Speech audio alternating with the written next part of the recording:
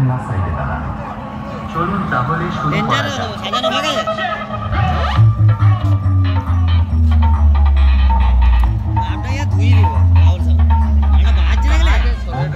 রামসাগর কুমার পুকুরের ছেলেরা যখন দাস ইলেকট্রনিক্স বাজাবে তখন অনেকেরই হার্টবিট কাঁপাবে।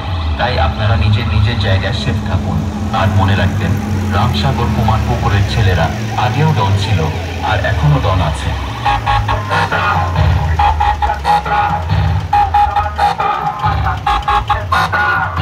বন্ধুরা, রামসাগর কুমার পুকুরের ছেলেরা যখন রাস্তা দিয়ে আসবে তখন রাস্তা তো আপনাকেই ছাড়তে হবে।